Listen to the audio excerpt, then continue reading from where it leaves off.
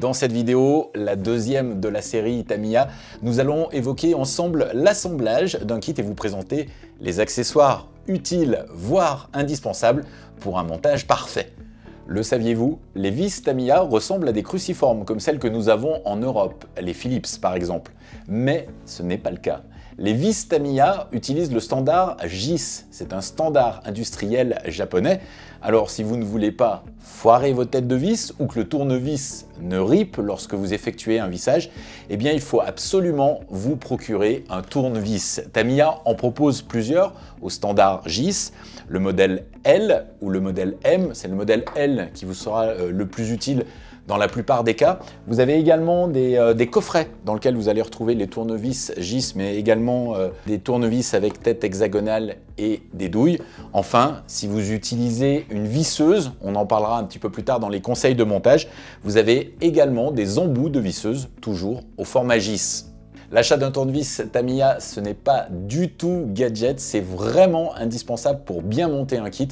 En toute honnêteté, ça vous change la vie. Voici maintenant les autres accessoires pratiques pour assembler votre kit. Et le premier, eh bien, c'est le tapis de stand. Ça permet tout d'abord de protéger votre plan de travail et puis surtout, ça évite que les petites vis ou que les petites pièces ne sautent par terre si vous les faites tomber, comme elles le feraient si elles tombaient directement sur une table. Pour détacher maintenant les différentes pièces qui se trouvent sur des grappes plastiques, eh bien, on va utiliser une petite pince coupante comme ce modèle, une pince coupante que vous pourrez retrouver dans des packs de pinces par exemple, comme celui-ci qu'on vous propose sur notre site internet. Pour ne pas perdre les vis lorsque l'on ouvre au fur et à mesure du montage les différents sachets, l'achat d'un petit plateau en alu comme celui-ci est pratique, surtout que sur certains modèles on va retrouver une petite pièce aimantée qui va vous permettre de bien garder à l'intérieur les pièces métalliques. Pour découper la carrosserie, et c'est souvent nécessaire dans le cas d'une carrosserie en lexan, d'un kit Tamiya,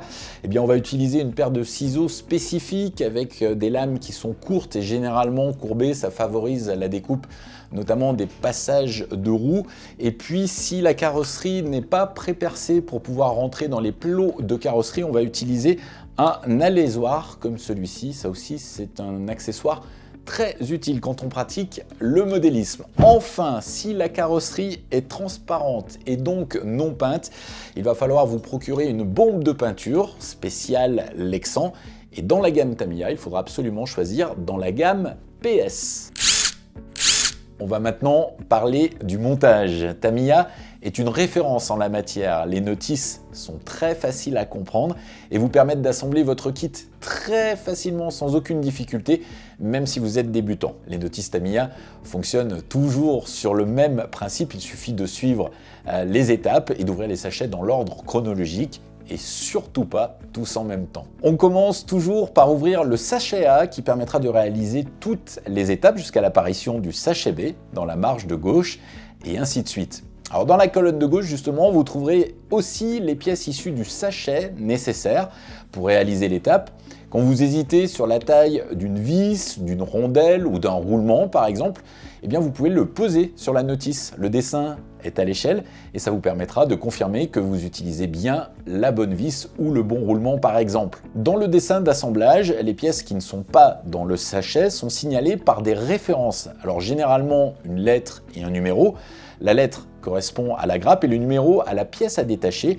Vous pouvez vous aider de la section Parts qui se trouve à la fin de la notice pour localiser la pièce dont vous avez besoin et ça vous permet de trouver très rapidement la bonne pièce sur la bonne grappe. Ne jamais trop serrer les vis et notamment lorsque vous vissez dans le plastique, il suffit simplement d'aller au contact de la pièce avec la tête de vis, ça suffit amplement. Il est possible pour gagner du temps d'utiliser une visseuse électrique. Attention, avec un embout JIS, bien évidemment.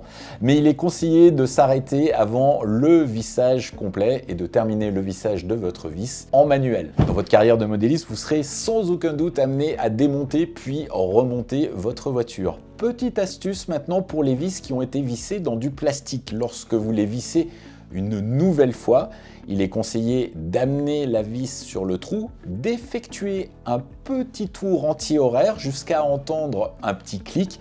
À ce moment-là, vous allez pouvoir commencer à visser. Cela signifie que la vis est bien rentrée dans le filet qu'elle avait préalablement créé dans le plastique. Dans la notice, vous trouverez régulièrement un picto qui vous indique l'endroit et les pièces à graisser lors du montage. La graisse est généralement incluse dans le kit. Attention à bien respecter le sens de montage des pièces, que ce soit pour l'avant ou l'arrière du châssis, pour le côté gauche ou pour le côté droit, et vérifiez que vous montez les pièces dans le bon sens. Voilà, le montage de votre kit Tamiya est maintenant terminé. Il ne reste plus qu'à peindre la carrosserie. Si dans votre kit c'est une carrosserie transparente, dans notre cas il s'agit d'une carrosserie pré-peinte. Après la peinture éventuelle, il faudra installer les accessoires et coller les stickers. Nous proposerons prochainement une vidéo tuto pour bien peindre votre carrosserie. Cette phase n'est pas très compliquée, mais elle nécessite quelques connaissances. En attendant, savourez le montage de votre kit Tamiya. RC Team reste le spécialiste français de la marque aux 2 étoiles. N'hésitez pas à nous contacter pour plus d'informations et à visiter notre site internet rcteam.com. Enfin, pour ne rater aucune de nos vidéos, n'hésitez pas à vous abonner à notre chaîne YouTube.